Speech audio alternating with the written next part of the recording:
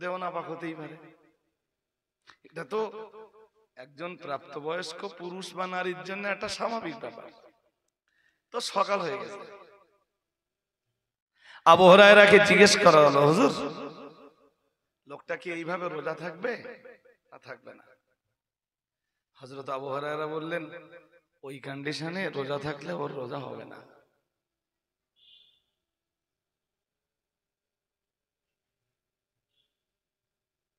ঠিক সেম ফতোয়া আম্মা আয়েশাকে জিজ্ঞেস করা হলে আম্মা আয়েশা বললেন, ওই অবস্থাতে সকাল হলে সে গোসল করে নেবে এবং গোসলের পরে সে অন্যান্য দিনের মতো স্বাভাবিক অবস্থাতেই রোজা রাখবে। তবে এটা যেন তার অভ্যাসে, বলেন বলেন,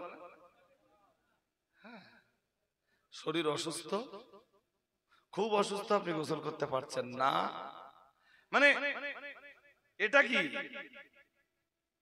এটা মাজুর অবস্থায় শরীয়ত ছাড়পত্র দিয়েছে, কিন্তু কেউ এর কারণে বলতে পারবে না যে ওর রোজা হবে না, কিন্তু ওটা যেন ওর অভ্যাসে পরিণত না হয়। যেহেতু রোজা হাদিসে এসেছে as-সাওমুলি, রোজা আমার খাস ইবাদত, বান্দা খাবার ত্যাগ করে। আল্লাহ বলেন হাদিসে কুদসিতে যে বান্দা খাবার ত্যাগ করে আমার জন্য, ঠান্ডা পানিও ত্যাগ করে আমার জন্য, হালাল স্ত্রী থেকে দূরে থাকে সেটাও আমার জন্য, ওয়ানা আজসি বিহি, সে কারণে রোজাদারের রোজার সওয়াব আমি আল্লাহ আমার কুদরতি হাতে দান করে থাকি। যাক ছাড়ো। তো আবু হুরায়রা ফতোয়া একরকম দিয়েছেন, মা আয়েশা আরেক রকম দিয়েছেন। আওয়াজটা যখন হযরত আবু হুরায়রার কানে গেল যে আম্মা জানের ফতোয়া আমার ফতোয়ার বিপরীত, উনি আম্মা জানের কাছে এলেন, এসে বললেন, আম্মা কারোর যদি রাত্রেবেলা গোসল ফরজ হয়, মাসটা যদি মাহে রমজান হয়, সে কি ওই অবস্থায় রাত কাটিয়ে সকালবেলা গোসল করে রোজা রাখতে পারবে? আম্মা জান আয়েশা বললেন, পারবে। কি বললেন? কি বললেন? আম্মা আয়েশার ফতোয়া শুনে হযরত আবু হুরায়রা মদিনাওয়ালাদেরকে বললেন, আমার ফতোয়া আমি উডুরো করে নিলাম, তোমরা আম্মা আয়েশার ফতোয়ার উপরে আমল করো। হাদিস শরীফে দুটো হাদিসই এসেছে, বলো, আবু হুরায়রার হাদিসও এসেছে, আম্মা আয়েশার হাদিসও এসেছে। আবু হুরায়রা হাদিস বিশারদ, নট মুফতি। আম্মা আয়েশা একজন হাদিস বেত্তা এবং মদিনার শ্রেষ্ঠ মুফতিদের একজন। আর একটু মন খুলে বলুন, মহিলা আলেমা বা মহিলা মুফতি আমাদের সমাজে খুব দরকার, খুব দরকার, যারা অন্তত নারী সমাজটাকে ট্যাকেল দিতে পারবে। বহু মশলা আমি বলে দিচ্ছি, বাড়ির গিন্নি যে জিজ্ঞেস করবে না বলতে পারবে না। বহু মশলা আছে যে মশলাগুলো তারা জানেই না, একদম গুরুত্বপূর্ণ, মানে অতি গুরুত্বপূর্ণ পাকনা পাকির মশলা বাড়িতে যে গিন্নিকে জিজ্ঞেস করবে না, জানে না। তোমার দেহই পাক হয় না, তোমার দেহ যদি পাক না হয় তোমার ইবাদতই হয় না। মগর ওই মশলাগুলো মায়েরা আমাদেরকে জিজ্ঞেস করতে স্বভাবতই খুব খুব, তো মদিনার মেয়েরা রাসূলকে জিজ্ঞেস করতে লজ্জা পেতেন না।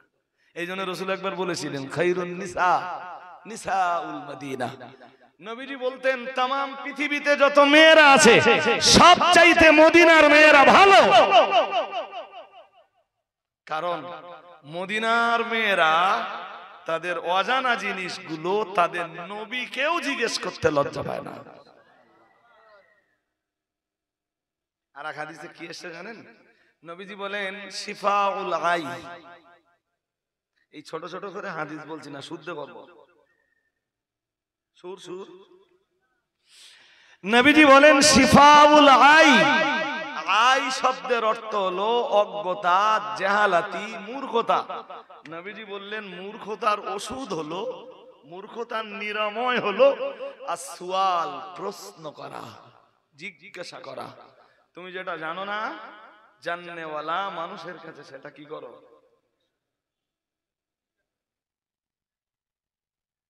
65 বছরের বুড়োরে জিজ্ঞেস করে দেখেন চাচা হুজুর ফরজ হয় বলবে 44টা, আর নাই তো বলবে তুই বড্ড বেঁকে গেছিস, তোর বাপ আমার বয়সের ছোট আর তুই আমার প্রশ্ন করতেছিস।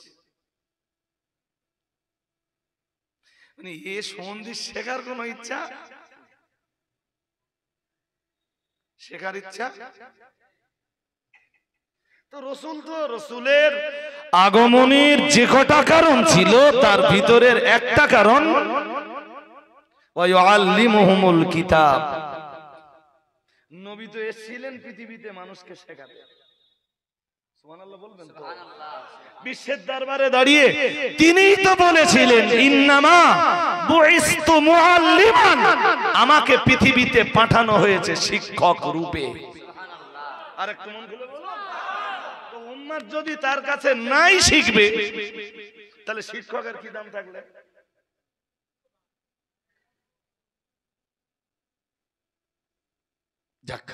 অনেক কথাই বলে ফেলেছি আমি।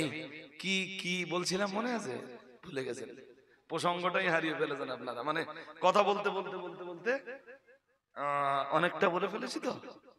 তো যেদিন হযরত ওমর মসজিদে নববীতে দাঁড়িয়ে বললেন মদিনার কোন মেয়েরা যেন মসজিদে নামাজ না পড়তে আসে,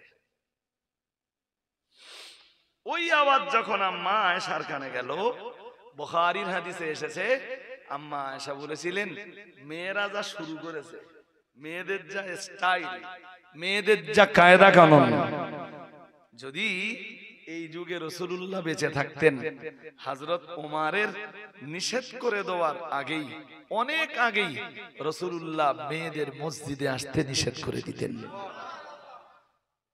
ওমর নিষেধ করেছেন, আম্মা আয়েশা খুশি না বেজার? জোর করে বলেন।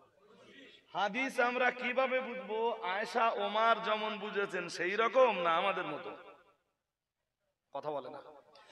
হাদিস আমরা কিভাবে বুঝবো? সাহাবীরা যেমন বুঝেছেন তেমন না নিজেদের মতো?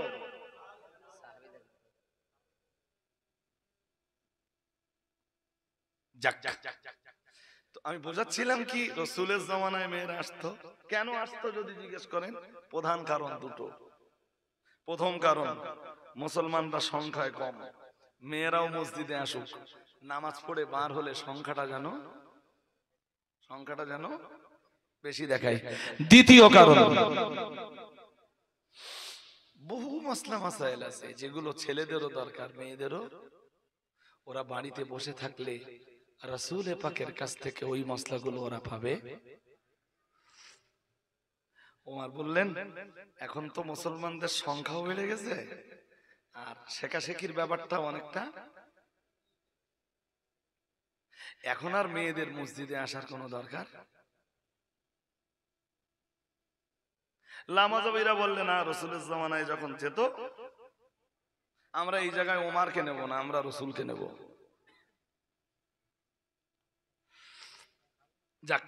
ওদের কথা ছাড়েন, আমার যেটা বলার দরকার আজকে সেটা হলো, তো বহু মায়েদের কোলে বাচ্চা থাকে, হ্যাঁ না বলবেন তো? থাকে তো, বাচ্চা রেখে আসবে না নিয়ে আসবে? বাচ্চা এই যেমন মায়েরা নিয়ে এসছে না, হ্যাঁ নিয়ে এসছে, অনেক সময় 1 বছর 1.5 বছর 2 বছর 2.5 বছর বাচ্চা থাকে, সঙ্গে দুধ খাওয়া বাচ্চা থাকে। ছোট ছোট বাচ্চা তো রেখে আসবার কন্ডিশন নেই, আসলে এটা মায়েরাই বোঝে।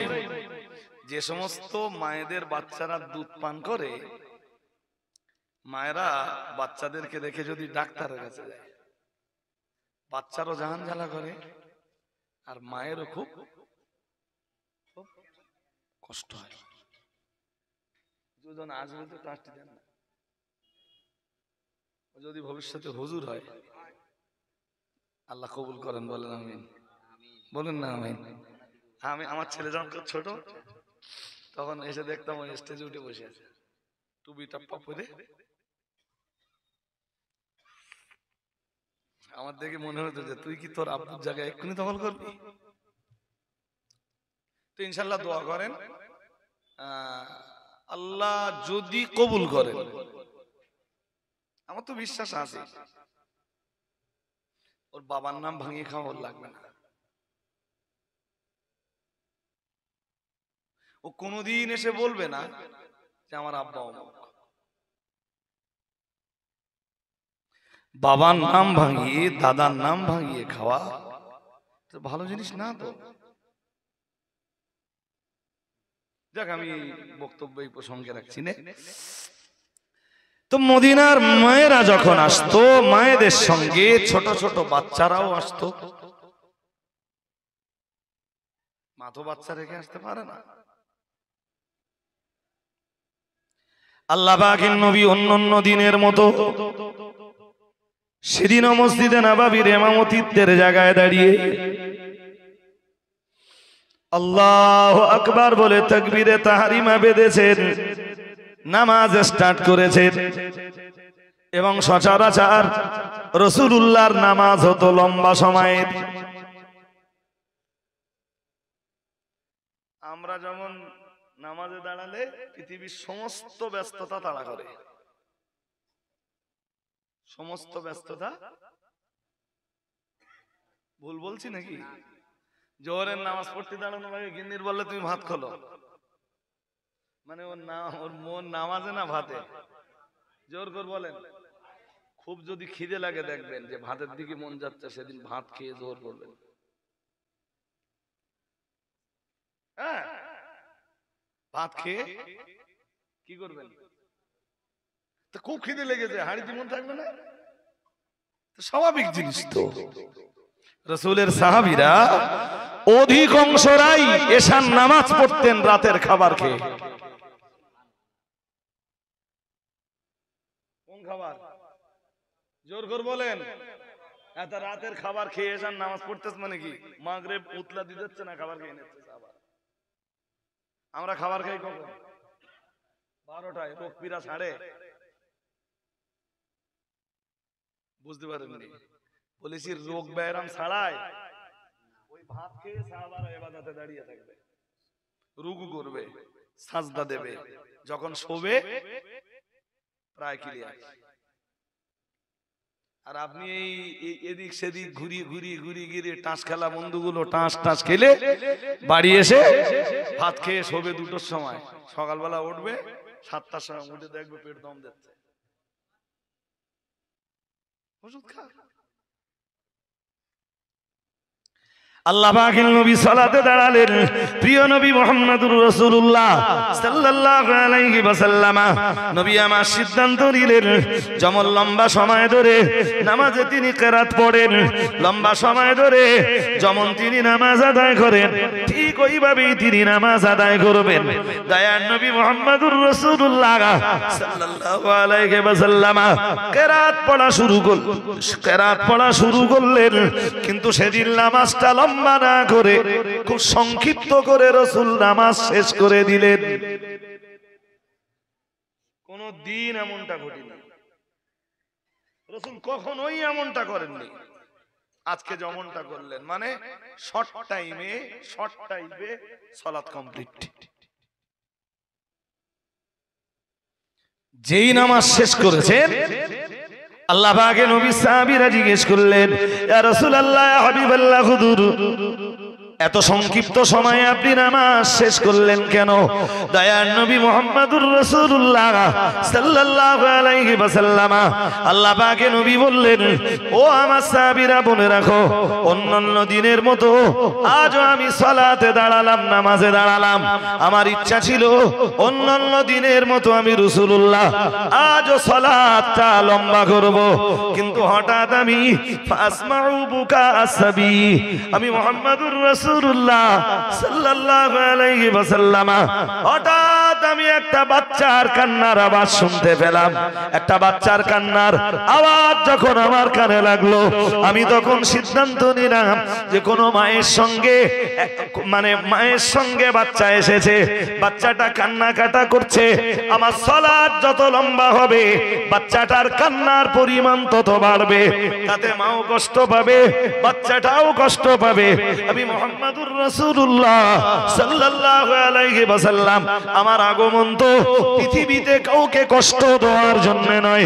তাই যে মুহূর্তে ওই বাচ্চাটার কান্নার আওয়াজ আমার কানে এলো, আতাযাব্বাজু ফিস সালাত, আমি মুহাম্মাদুর রাসূলুল্লাহ সাল্লাল্লাহু আলাইহি ওয়াসাল্লাম নামাজ সংক্ষিপ্ত করে দিয়ে নামাজ কমপ্লিট করে দিলাম। আমি ওটাই বলেছি আপনাকে, মুহাম্মাদুর রাসূলুল্লাহ সাল্লাল্লাহু আলাইহি ওয়াসাল্লাম একজন বুড়ো মানুষের জন্য যদি তিনি রহমত হয়ে থাকেন, একটা বাচ্চার জন্যও তিনি রহমত।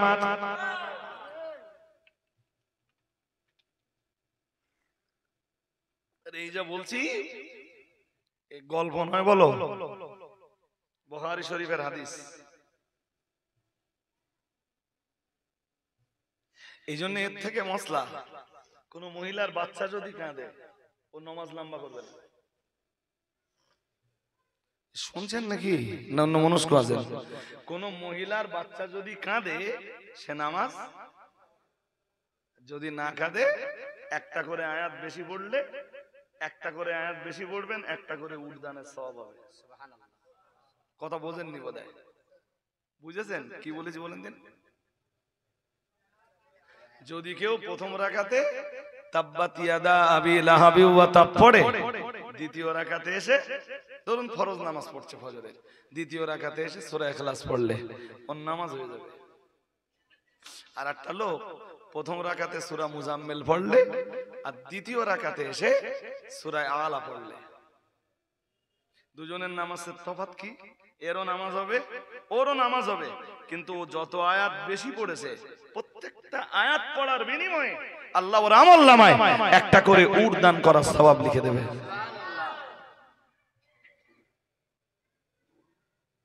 আঙ্গা তো নামাজে একটু ইমাম বেশি পড়ে ফেললি,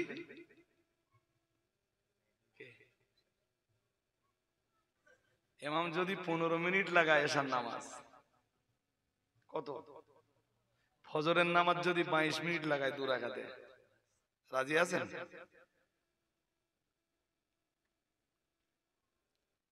কিছু বলেন না কেন? চাকরি থাকবে ইমামের?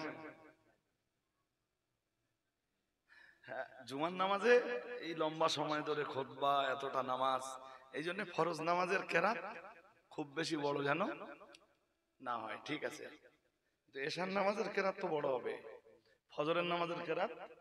রাসূল এই দুই সালাতে লম্বা কেরাত পড়তেন। সুবহানাল্লাহ বলুন। আরেকটু মন খুলে, শুধু নবী দিবস পালন করে তো কোনো ফায়দা হবে না যদি রাসূলের তরিকা, রাসূলের সুনান নিজের জীবনে জায়গা না পায়। আমি এশার নামাজ যখন একা একা পড়ি, এই কিছুদিন বাড়ি ছিলাম না, জলসা জুলুস ছিল না হজ থেকে ফেরার পরে, আমি বড় কেরাতে নামাজ পড়তাম একা, কেউ নেই পিছে, কেউ বিরক্ত না, হবে না, একা একা বড় কেরাতে নামাজ পড়ি যেমনটা রাসূলুল্লাহ পড়তেন। সুন্নতি তরিকাটা অন্তত আদায় হোক। আমাদের দেশের অধিকাংশ মসজিদগুলোতে প্রথম রাকাতে আলাম তারা আর দ্বিতীয় রাকাতে ইন্না আতায়না। ইমামও বিরাট ব্যস্ত, শুধু সময়টার দিকেও খেয়াল রেখেছে। সরকার একটা মাইনে দিচ্ছে, মুয়াজ্জিন গুলো মোটে টাইম ফেল করে না, আগে একটু টাইম ফেল করতে অনেকে, একদম সময় মতো আজান দিচ্ছে, না রে মাইনে বন্ধ হয়ে যাবে। আল্লাহ আমাকে ক্ষমা করুন, বলে না আমিন। মানে যদি বেশি টেশি বলে ফেলি। যাক, কি বলছিলাম? ওই দুটো তিনটে কথা শুনিয়েছিলাম। তিনি বাচ্চার জন্যও রাহমাত, বুড়োর জন্যও।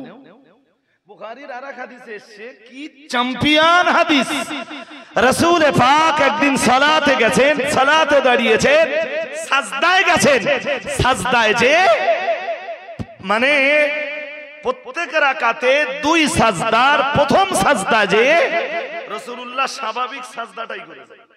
মানে সাজদা করতে নবী যতটা সময় নিতেন অন্যান্য দিন আজও প্রথম সাজদায় ততটা সময় নিয়েছেন। দ্বিতীয় সাজদায় যে রাসূলের মাথা ওঠে না, সাজদায় পড়িয়ে আছে।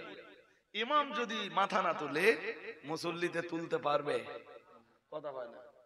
25 মিনিট হয়ে যাচ্ছে, ধরুন আপনি থাকবেন,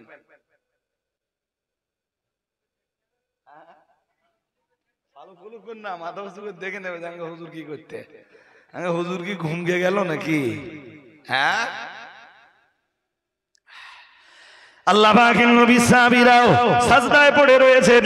প্রিয় নবী মুহাম্মদুর রাসূলুল্লাহ সাল্লাল্লাহু আলাইহি ওয়াসাল্লাম দ্বিতীয় সাজদায় যে স্বাভাবিকতা ছাড়িয়ে গেলেন, তার মানে অনেক লম্বা করে ফেললেন।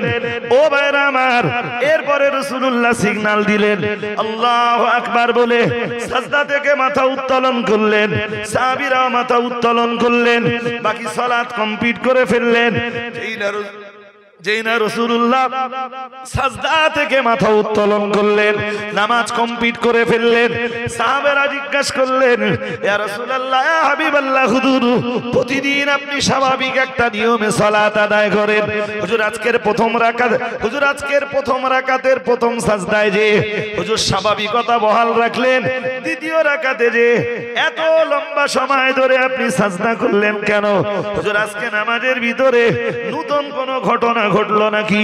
দয়ার নবী মুহাম্মদুর রাসূলুল্লাহ সাল্লাল্লাহু আলাইহি ওয়াসাল্লাম আল্লাহ পাকের নবী বললেন, ও আমার সাহাবীরা মনে রাখো, আমি যখন প্রথম সাজদা থেকে মাথা উত্তোলন করে আবারও আল্লাহু আকবার বলে সাজদায় চলে গেলাম, যেই না দ্বিতীয় সাজদায় গেলাম, আমার হাসান এসে আমার পিঠের উপরে চড়ে বসলো। আমার পিঠের উপরে বসে সে খেলতে শুরু করলো।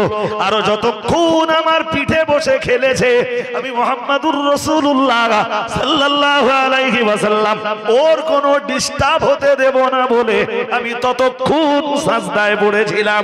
আমার হাসান যখন নিজের খেলার কাজ সম্পন্ন করে নিয়েছে, তখন আমি মুহাম্মদুর রাসূলুল্লাহ সাল্লাল্লাহু আলাইহি ওয়াসাল্লাম তবেই আল্লাহু আকবার বলে সাজদা থেকে মাথা তুলেছি।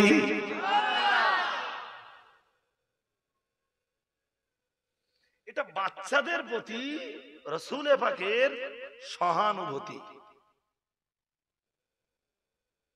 রহমত শুধু বুড়োর জন্য না,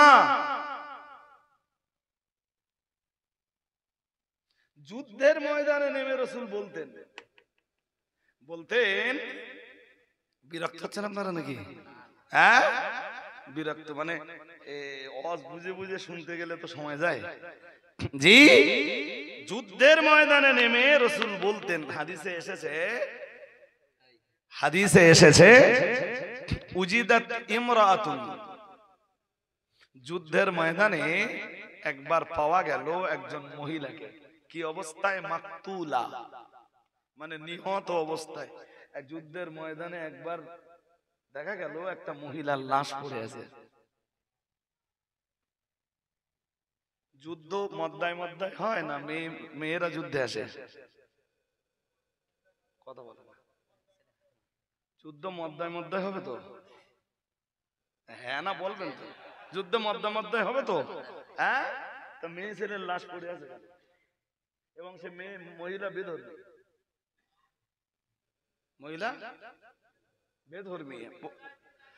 বুখারী শরীফের হাদিসে আসছে, প্যারা রাসূল সাল্লাল্লাহু আলাইহি ওয়াসাল্লাম এই দৃশ্য দেখার পরে রাসূলুল্লাহ নিষেধাজ্ঞা আরোপ করে দিলেন। নাহা রাসূলুল্লাহ সাল্লাল্লাহু আলাইহি ওয়াসাল্লাম আন কাতলিন নিসাই ওয়াস সিবিয়ান।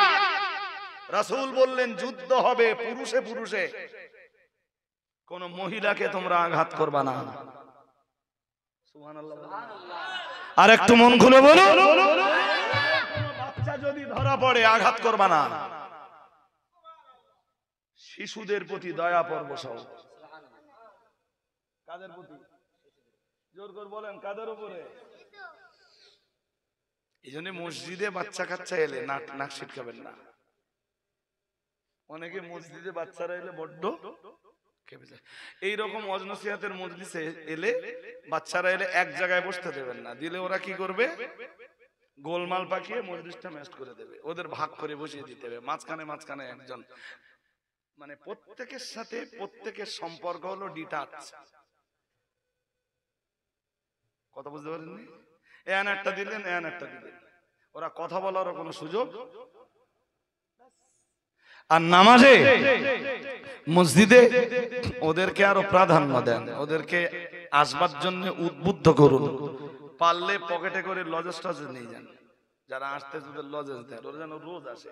আস্তে আস্তে আস্তে আস্তে আস্তে আস্তে ওরা একদিন শঙ্করপুরের পূর্ণাঙ্গ নামাজি হবে, ওরাই একদিন মসজিদ পরিচালনা করবে, ওরাই একদিন আপনাদের পরে আপনারা যখন কবরে থাকবেন, ওরাই একদিন এই শঙ্করপুর গ্রামের মসজিদ সংলগ্ন ঈদগাহ ময়দানে ওরাই একদিন বিশ্ব নবী দিবসের আয়োজন করবে। বাচ্চাদেরকে দূরে ঠেলা যাবে না। কখনো খ্রিস্টান গির্জায় টির্জায় গেছেন? ওরা দুটো জিনিসের প্রাধান্য দেয়, একটা নারী আর একটা বাচ্চা। একটা নারী, কিছু বলতেছেন না কেন? নারী আর বাচ্চা। মাগার আমাদের অনুষ্ঠানগুলোতে আমরা বাচ্চাদেরকে প্রাধান্য দিই না। দুটো চারটি মজলিসে যদি ওদেরকে আদবের সাথে বসাতে পারেন, দেখবেন ওরা আর বেয়াদবি হচ্ছে না। ওর জন্য আপনাকে কি করতে হবে? সিস্টেম বানাতে হবে। রাসূলের মেয়ের মেয়ে পুতনি না নাতনি? কথা বলেন না, জিজ্ঞেস করছি। মেয়ের মেয়ে হলে পুতনি না নাতনি? উমামা, উমামা রাদিয়াল্লাহু তাআলা, নাম খুব ভালো নাম, উমামা। কি নাম? হযরত উমামা যখন উনি নামাজে দাঁড়াতেন বিশ্বনবী, উমামার নানা রাসূলুল্লাহ, তার নানার কাছে নাতনি এসে একটু আবদার তো করবেই। নামাজে দাঁড়িয়েছেন, উমামা বেয়াদবি শুরু করেছে। রাসূলুল্লাহ যতক্ষণ নামাজের কিয়ামে থাকতেন ততক্ষণ উমামাকে কোলে নিয়ে দাঁড়িয়ে থাকতেন। উমামা কোলে, রাসূলুল্লাহকে রাত পড়ছেন। সুবহানাল্লাহ বাড়ি দিয়ে বলবেন কি? আর একটু মন খুলে। রুকুতে যাওয়ার সময়, সাজদায় যাওয়ার সময় উমামাকে নামিয়ে দিলেন, আবার সাজদা থেকে উঠেই রাসূল উমামাকে কোলে নিয়ে সালাত শুরু করেছেন।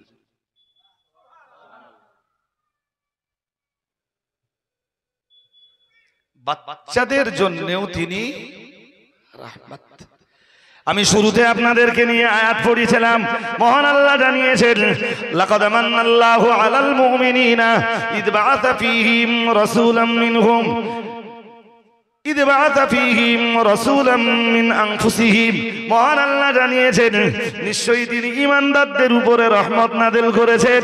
ইদ বাআসা ফীহিম রাসূলাম মিন আনফুসিহিম, কারণ ঈমানদারদের মাঝে আল্লাহ তার একজন রাসূলকে পাঠিয়েছেন। আর যে রাসূলকে পাঠিয়েছেন, যে রাসূলকে তিনি পাঠিয়েছেন, সেই রাসূলের ব্যাপারে অন্য আয়াতে কারিমায় তিনি জানিয়েছেন, ওমা আরসালনাকা ইল্লা রাহমাতাল লিল আলামিন। মহান আল্লাহ জানিয়েছেন, ও নবী, আমি আল্লাহ পাক রব্বুল আলামিন আপনাকে প্রেরণ করেছি, ওমা আরসালনাকা ইল্লা রাহমাতাল লিল আলামিন, সমগ্র জগতের জন্য, জগৎ সমূহের জন্য।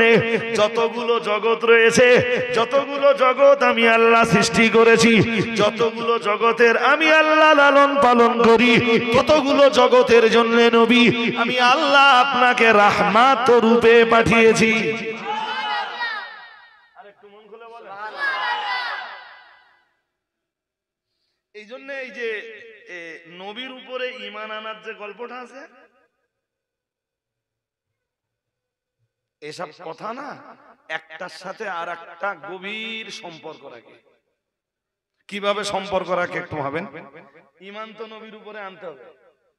আরে হ্যাঁ না জোর করে বলবেন, আনতে হবে না? নবীর উপরে যদি কেউ ঈমান না আনে, ওর ঈমান নট কমপ্লিট, নট। হ্যাঁ, কোরআনে আল্লাহ নিজেই নির্দেশ দিয়েছে, আমিনু বিল্লাহি ওয়া রাসূলিহি ওয়ান নূরিল্লাযী ক্বাদ আনজালনা। সূরা তাগাবুনে আল্লাহ বলেছেন আমিনু বিল্লাহি ওয়া রাসূলিহি, ঈমান আনো আল্লাহর উপর, ঈমান আনো তার রাসূলের উপর, আর নূরিল্লাযী ক্বাদ আনজালনা, আর ওই নূরের উপরে ঈমান আনো যেটা আমি আল্লাহ নাযিল করেছি। এখানে নূর বলতে কোরআন, নূর বলতে তো ঈমান আনতে হবে কিসের কিসের উপরে? আল্লাহর উপরে, রাসূলের উপরে এবং কি কোরআনুল কারীমের উপর। আল্লাহ অন্যত্রে বলেন। ঘুম পাচ্ছে আপনাদের নাকি? তাহলে খুব মন দিয়ে শোনেন যে একটার সাথে আর একটা সম্পর্কিত কেন। আল্লাহ পাকের কোরআনের অন্য আয়াত বিবরণ দিয়েছে। মহান আল্লাহ জানিয়েছেন সূরাতুল হাদীদের 28 নম্বর আয়াতে মহান আল্লাহ জানিয়েছেন ইয়া আইয়ুহাল্লাযীনা আমানুত্তাকুল্লাহ, মহান আল্লাহ জানিয়েছেন হে দুনিয়ার ঈমানওয়ালা মানুষের দল, ইত্তাকুল্লাহ, তোমরা আল্লাহকে ভয় করো। আল্লাহ পাক আবার জানিয়েছেন, এটা আল্লাহর প্রথম নির্দেশ, ঈমানওয়ালাদের ডাক দিয়ে বলেছেন 1 নম্বরে তোমরা আল্লাহকে ভয় করো। আমরা জানো বললাম আল্লাহ আপনি কি আমাদের জন্য আর কোন নির্দেশ দেবেন? মহান আল্লাহ বললেন আরো একটা নির্দেশ তোমাদের দেব। আমরা জানো বললাম আল্লাহ কিসের নির্দেশ? মহান আল্লাহ বললেন ও আমিনু বিরাসূলিহি, তোমরা ভয় করো আল্লাহকে এবং ঈমান আনো আমার রাসূলের উপর। ও ভাইরা আমার মনে রাখুন, আমরা জানো আল্লাহকে ডাক দিয়ে বললাম আল্লাহ ও রব্বুল আলামিন, আল্লাহ আপনাকে ভয় করব, আপনার রাসূলের প্রতি ঈমান আনয়ন করব। আল্লাহ বিনিময়ে আপনি আমাদের কি দিবেন? আমার আল্লাহ পাক রব্বুল আলামিন বললেন শোনো, আমাকে ভয় করলে আর আমার রাসূলের প্রতি ঈমান আনয়ন করলে আমি 1 নম্বরে তোমাদেরকে যেটা দেব সেটা হলো ইউতিকুম কিফলাইনি মির রাহমাতিহি, আমার নবী হাবিবুল্লাহ শাফিউল মুযনিবিন ইমামুল মুত্তাকিন রাহমাতুল লিল আলামিন মুহাম্মাদুর রাসূলুল্লাহ সাল্লাল্লাহু আলাইহি ওয়াসাল্লামের উপরে ঈমান আনলে ইউতিকুম কিফলাইনি মির রাহমাতিহি, আমি আল্লাহ তোমাদেরকে 2 রহমত নাযিল করব। আর একটু মন খুলে বলেন সুবহানাল্লাহ। এখানে বুঝবার ব্যাপার, আল্লাহ বললেন 2 রহমত দেব। কয় রহমত? কয় রহমত? রহমত ডবল করে দেব। রহমত বেশ। আমরা জানো আবার আল্লাহকে বললাম আল্লাহ 2 রহমত দেবেন আপনি আমাদের, আর কি দিবেন? মহান আল্লাহ বললেন ওয়াজআল লাকুম নূরান, আর আমি আল্লাহ তোমাদেরকে নূর দান করব। সুবহানাল্লাহ। কি দেব? জোর করে বলেন কি দেব? প্রথমটা কি দেব? ভুলে গেলে হবে না। কি দেব? হয়নি 2 রহমত, সেইটাই আপনারা বলেননি। কয় রহমত? 2 রহমত। আর কি দিব? কি কাজে লাগবে তোমাদের? আল্লাহ বললেন তামশুনা বি, যে নূর দেব, যে লাইটটা দেব, যে আলোটা দেব, ওই আলোয় তোমরা চলতে পারবা। আর একটু মন খুলে। কার প্রতি ঈমান আনার ফল? নবীর প্রতি ঈমান আনার ফল। নবীর প্রতি আমার রাসূলের প্রতি ঈমান আনয়নের ফলে 2 রহমত দেব, এমন লাইট দেব যে লাইট নিয়ে তোমরা চলতে পারবা। আমরা জানো জিজ্ঞেস করলাম আল্লাহ কতদূর যেতে পারবো? আল্লাহ বললেন পুরা জান্নাত। সুবহানাল্লাহ। কোন পর্যন্ত যেতে পারবো? তামশুনা বিহি, যা দিয়ে তোমরা চলতে পারবা। আপনারা দেখে নেবেন, এই আয়াত আছে 27 পারা সূরা হাদীদ, মানে 27 পারা শেষ পৃষ্ঠা সূরা হাদীদের 28 নম্বর আয়াত। তামশুনা বিহি।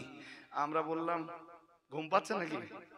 না আমি ওয়াজ করব নি, বলো 11টা না। আর আমি এই যে কোরআন হাদিসের বয়ান করতেছি, এই কোরআন হাদিসের বয়ানের অবমাননা হবে কে ঘুমালি, পরিষ্কার জিনিস। কিসসা, কাহিনী, ঘটনা, জীবনী, ইতিহাস অনেক শোনা যাবে। আমি একটা ঘটনাও এখনো বলিনি।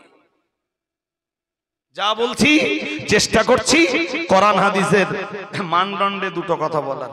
আমরা বললাম আল্লাহ 1-এ 2 রহমত, 2-এ নূর বা লাইট বা আলো, 3-এ আমরা বললাম আল্লাহ আর কিছু দিবেন না? ওই পর্যন্ত শেষ। আল্লাহ বললেন এখনো কিছু দিব। আমরা বললাম কি? আল্লাহ বললেন ওয়া গফির লাকুম, তোমাদের জিন্দেগির গুনাহ ক্ষমা করে দেব। কিসের বিনিময়? জোর করে বলে না। নবীর প্রতি ঈমান আনার জন্য। কয়টা জিনিস পেলাম? 3টি। আলহামদুলিল্লাহ বলেন। আরো জোর করে বলেন। মজার ব্যাপার, পৃথিবীর সব নবীর উম্মাতদেরকে নবীর উপরে ঈমান আনতে হয়েছে। মুসা নবীর উম্মাতরা নবী মুসার প্রতি ঈমান এনেছেন, ঈসা নবীর উম্মাতরা নবী ঈসার প্রতি ঈমান এনেছেন, দাউদ নবীর উম্মাতরা দাউদ নবীর প্রতি ঈমান এনেছেন। এই সমস্ত উম্মাতরা যারা তাদের নবীর প্রতি ঈমান এনেছেন, প্রত্যেক উম্মাতে একটা করে রহমত পেয়েছে। সুবহানাল্লাহ। কয় রহমত? আমরা কয় রহমত? টোটালে পাচ্ছি তিনটে। এক নম্বরে কি পাচ্ছি? রহমত কটা? ডবল। সুবহানাল্লাহ সুবহানাল্লাহ। আরেকটা মন করলে সুবহানাল্লাহ। এই ডবল রহমতের আবার তাফসীর আছে।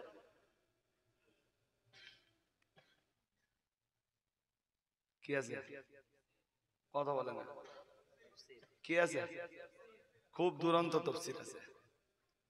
নবীজি এক হাদিসে বলেন যে একটা লোক, খুব মন দিয়ে শুনতে হবে নইলে বুঝবেন না, বলো এইসব জিনিস খুব সহজে মস্তিষ্কে ঢোকে না। কেসা কাহিনী শুনলে খানিকটা শুনলেন, কিছুটা বাদ দিলেন, সব ঢুকে যাবে। কিন্তু এই জিনিস শুনতে গেলে খুব গভীর মস্তিষ্কে আপনাকে শুনতে হবে। আবু সালে ভাই পরে করছি, আমি স্টেজে পরে করছি। জি, খুব মন দিয়ে শুনুন। একটা লোক কাজে লাগালো কিছু মানুষকে। ধরুন এই লোকের উদাহরণ দেই। এই লোক ইট ভাটার দায়িত্বশীল একজন কর্তা। একদল লোকের কাজে লাগালে বলে তোমরা ফজর থেকে কাজ করবা জোহর পর্যন্ত, পারিশ্রমিক 1 কিরাত।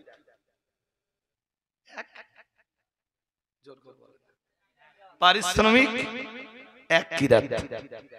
সময় কি? সময়টা খুব কমালে ধরুন 100 টাকা পারিশ্রমিক। যদিও কিরাত আর 100 টাকা দুটো সমান না, এক হাদিসে এসেছে নবীজি বলেন কুল্লু কিরাতিন মিসলু উহুদ, এক একটা কিরাত এক একটা উহুদ পাহাড়ের সমান। সুবহানাল্লাহ। আরেকটু মন দিন। সুবহানাল্লাহ। কেউ যখন জানাজা নামাজ পড়ে কোনো মৃত ভাই বা বোনের, ইমানদার মুসলমান ভাই বা বোনের কেউ যখন জানাজা পড়ে, শুধু জানাজা পড়ে চলে যায়, নবীজি বলেন আল্লাহ তার আমলনামায় 1 কিরাত নেকি লিখে দেয়। দাফন পর্যন্ত যায় এবং দাফনে শরীক হয়, আল্লাহ তার আমলনামায় 2 কিরাত নেকি দেয়। এই জন্য চেষ্টা করবেন সব সময় জানাজায় যাওয়ার। শুনতেছেন?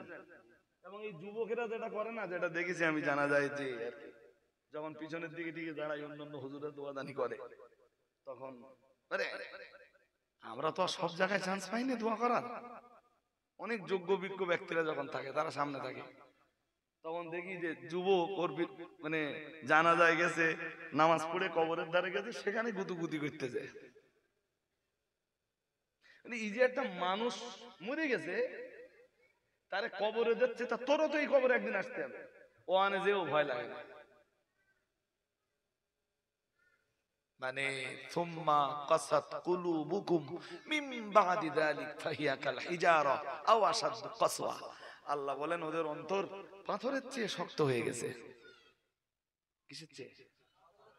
এইজন্য কিচ্ছু যাই দেন কিচ্ছু হবে না, সব শেষ। হাজিরিন মজলিস, তো কি বলছিলাম? যদিও কিরাত আর 100 টাকা দুটো, আমি বোঝানোর জন্য বলছি, ভাই কাজে লাগালে একদল লোকের ইট ভাটায় তোমরা কাজ করবা ফজর থেকে জোহর, জনের দাম 100 টাকা। ফর এক্সাম্পল কত? আপনাদের বোঝানোর জন্য বলছি। নবী 1 কিরাতের কথা বলেছেন। ফের ওই লোকটা আর একদল লোককে কাজে লাগালো, বলল তোমরা জোহর থেকে কাজ করবা আসর পর্যন্ত, তোমাদেরও 1 কিরাত। কত কত? মানে মিন্স ধরে নেন 100 টাকা। বেশ। আর একদল লোককে বলল তোমরা কাজ করবা আসর থেকে মাগরিব পর্যন্ত। আগের দল করেছে জোহর থেকে আসর, প্রথম দল করেছে ফজর থেকে জোহর, দ্বিতীয় দল করেছে জোহর থেকে আসর, তৃতীয় দল কাজ করবে আসর থেকে। মাগার তোমরা পারিশ্রমিক পাবা 2 কিরাত। সময় কম কোনটা?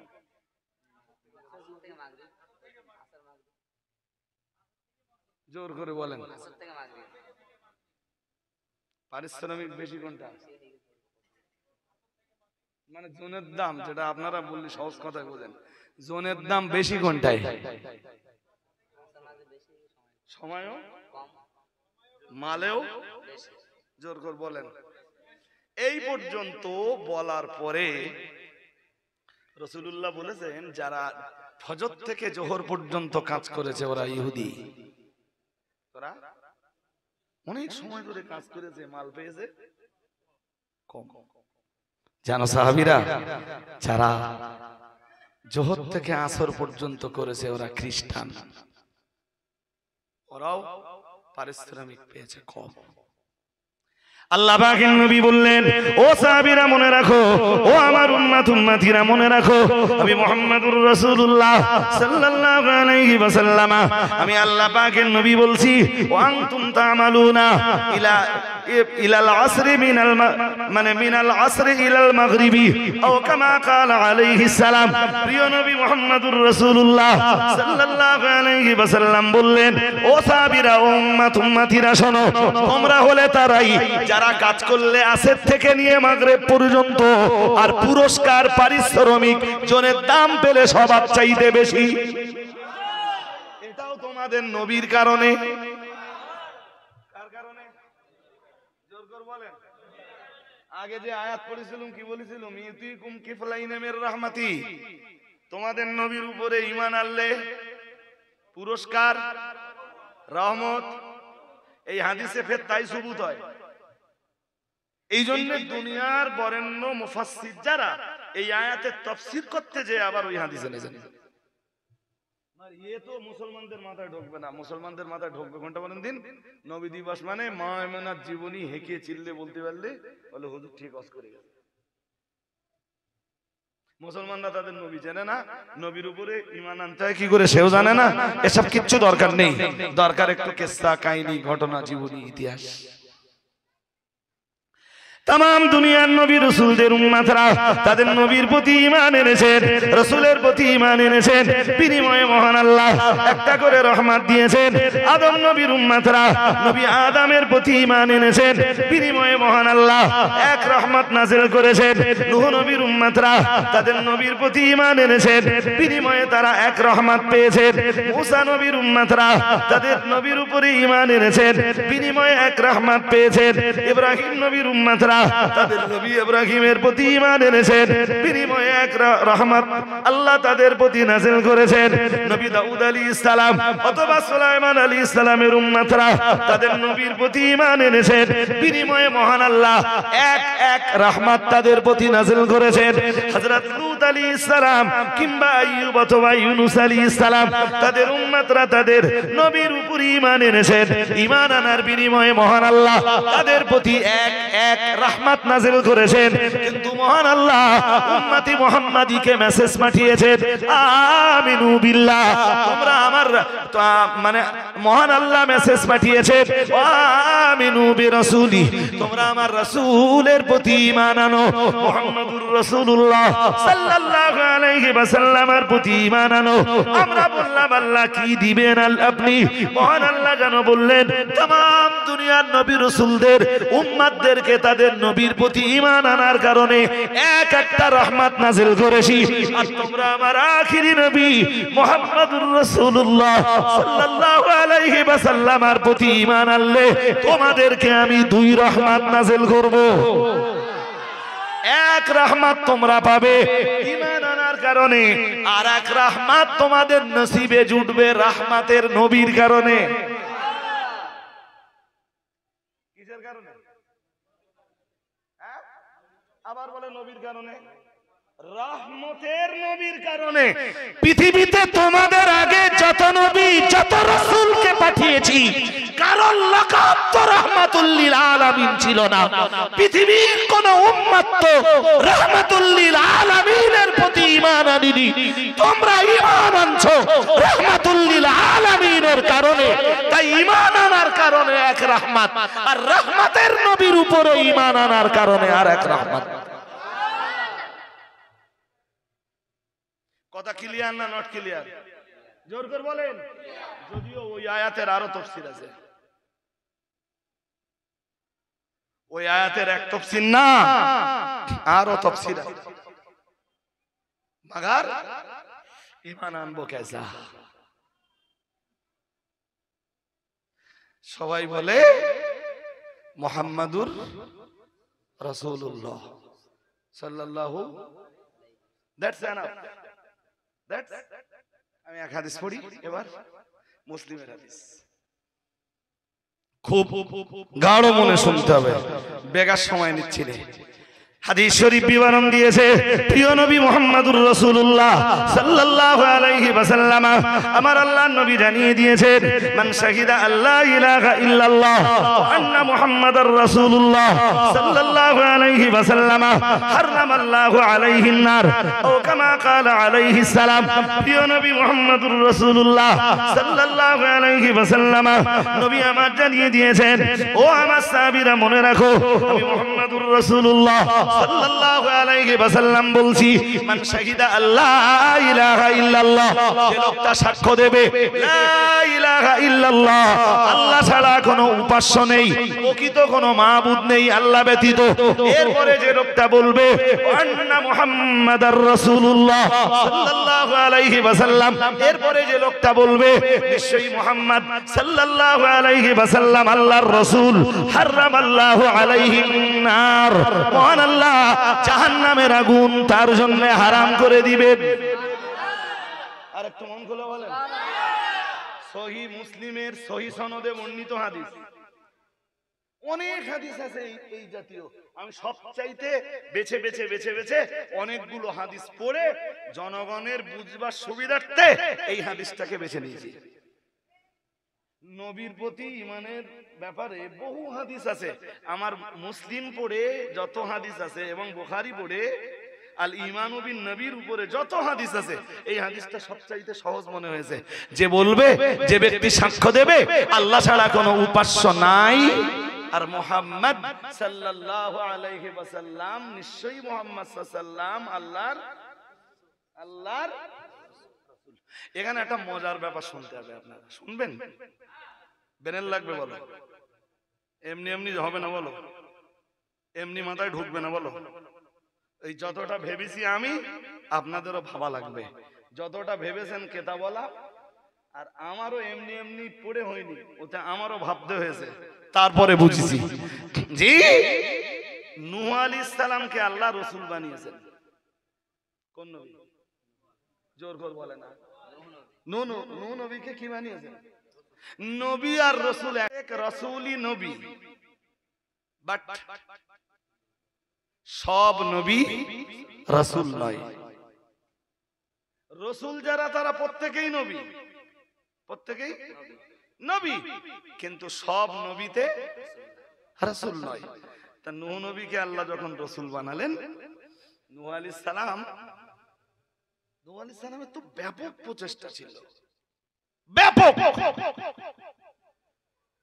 আমাদের নবী দ্বীনি দাওয়াতের ব্যাপারে নবী কোন কোন ক্ষেত্রে নবী নূহের অনুসরণ করেছেন। সুবহানাল্লাহ বলেন। সুবহানাল্লাহ।